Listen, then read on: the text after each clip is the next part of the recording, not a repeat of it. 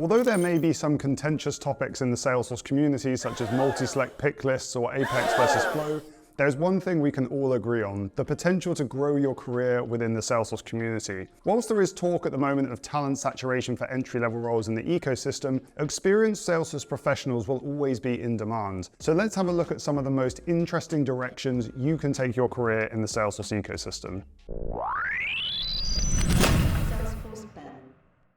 In this video, I've tried to evaluate real-life success stories I've seen firsthand during my career. These career paths are all super interesting and rewarding, but will generally appeal to different types of people depending on their interests, as well as your appetite for risk and, in some cases, stress. Probably one of the most obvious career paths for Salesforce professionals to obtain is to become an absolute domain expert in everything Salesforce, and I'm mainly talking about the core platform here. To reach this demigod-like status takes time and requires you to study the theory of Salesforce in detail, as well as ideally be exposed to many different types of Salesforce implementations. You need to understand every feature, the architecture of Salesforce, as well as in many cases workarounds to achieve a desired but scalable output.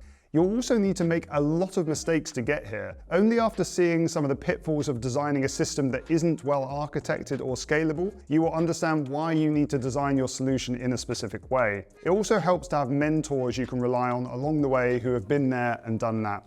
Hopefully, the value of achieving this type of career level is obvious. These will be the roles that people turn to for extremely complex implementations, seemingly unsolvable issues, and when there is a mission-critical bug in the system. Although this type of responsibility can sound stressful, the best kind of super technical resources tend to be unflappable, as they know there is a solution to every problem. It's just a matter of fully understanding the requirement and/or the issue. The type of roles that fall under super technical resource could include, but would not be limited to, technical architects, solution architects, technical consultants, senior developers, and technical directors. Whilst these roles could typically exist in any of the four major types of Salesforce companies, in my experience they exist mostly within Salesforce consultancies or at Salesforce themselves, in the form of a technical or program architect role. Something we talk about a lot at Salesforce Ben is the value of niches. As Salesforce grows as a platform, there are more niche products to focus on that typically make you more valuable to companies in the ecosystem. These products have a higher barrier to entry, being more complex to learn and having fewer resources to learn them online. And when I say niche products, I'm talking less about Sales and Service Cloud and more about CPQ, Marketing Cloud, MuleSoft, and more recently, Data Cloud. Niches are not just harder to learn, but to state the obvious, there are fewer of these implementations around. This means you'll typically need to work for a Salesforce consultancy or an end user who has recently purchased a niche product to get implementation experience. CPQ, for example, is a very challenging product to learn. Sure, you can get certified in CPQ and have a great deal of background knowledge on the product, but without multiple end-to-end projects completed with varying degrees of complexity, it will be hard to call yourself an expert in the product. The Salesforce RevOps industry is an interesting one. It sits kind of parallel to the Salesforce ecosystem with separate communities, events, and personalities. RevOps stands for Revenue Operations and is the strategic integration of sales, marketing, and customer success. With Salesforce being the #1 CRM on earth with 23% market share, it's only obvious there is a huge portion of RevOps professionals who focus exclusively on Salesforce. By the very definition of the RevOps world, these boys and girls will typically be more commercial than the average Salesforce professional. They understand everything about the marketing funnel and sales process and use terms such as MRR, churn, CAC, and MQL.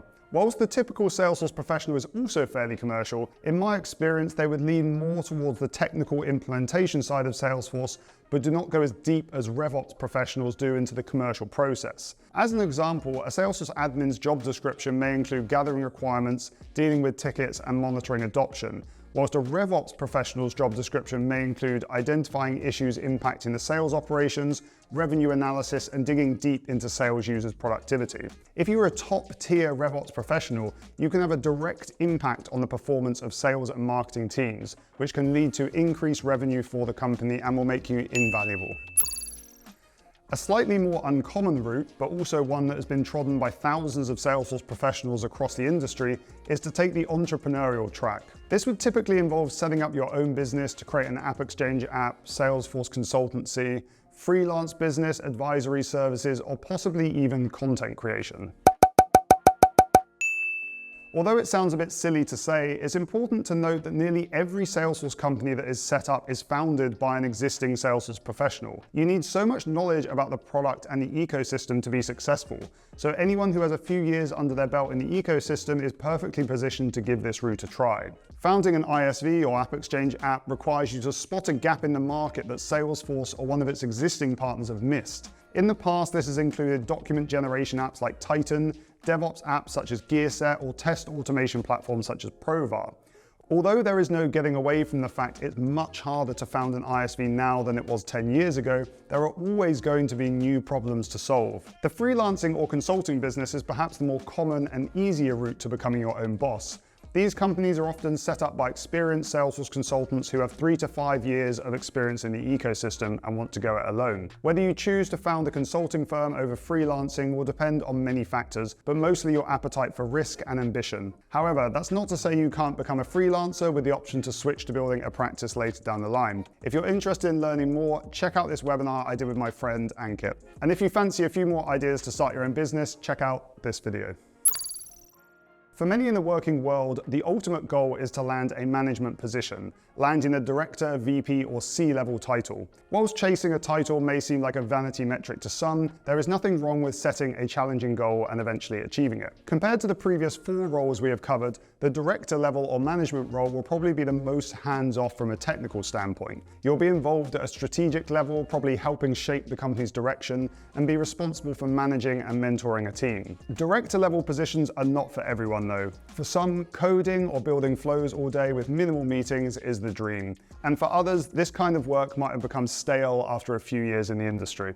It's no secret that these roles are very well paid in most industries, but especially within Salesforce. There is no technical salary cap to what you can achieve. Whilst it would be hard to earn more than say 150 to 200K as a consultant without some kind of specialization, larger companies will pay directors more. And if you make partner at a large consulting firm, the sky's the limit.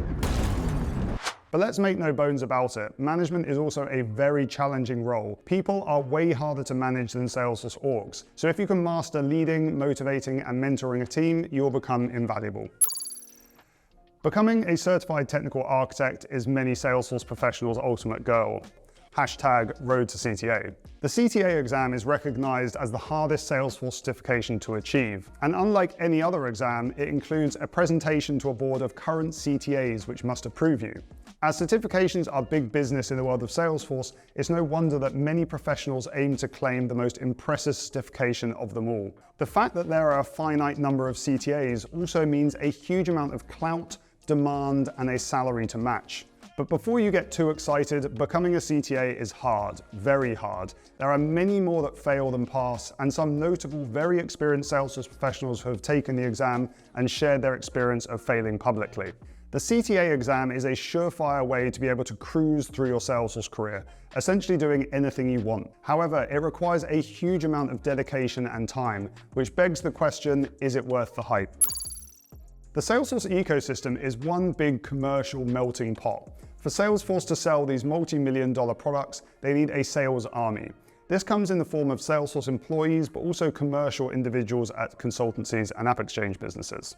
There are varying degrees of commercial roles in the Salesforce ecosystem, but one of the most common is to become a pre-sales engineer, also commonly called a solution engineer.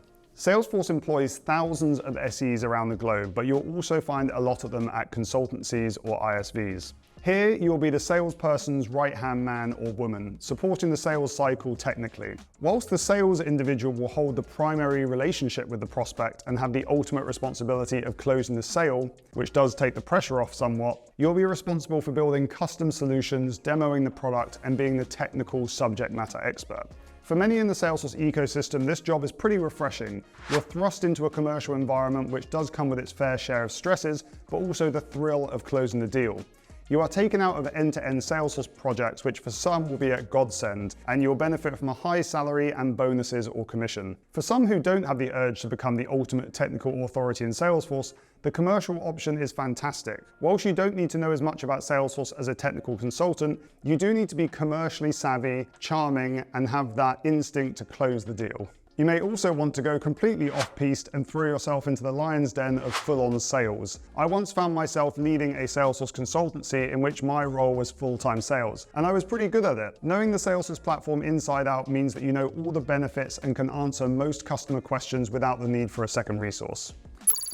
Becoming a creator or influencer may be one of the top dream careers for kids of the current generation, but is also a reality for those currently working in the world of business. B2B trends tend to lag behind the world of consumer tech, of which creators have already become a staple of the social media world for over a decade. But the gap is starting to shrink, and there is a real demand and need for individuals in the world of business to guide others and mentor them via social media, LinkedIn being the primary platform in my experience. There are already a handful of creators in the Salesforce ecosystem who are earning a full-time living from creating content, courses, or doing brand deals with ecosystem companies. And I fully expect this trend to continue, if not accelerate, as the creator economy grows by 10 to 20% a year. If you want to learn more, sign up for details about our creator program at salesforceben.com/creators. I hope this article has given you some insight into some of the most common senior career paths for Salesforce professionals. My final bit of advice, if you want to go far, is to plan your career in advance. Some of these career options will only be available to you at certain types of companies, and it'll be much easier to get hired at these companies if you have previous experience.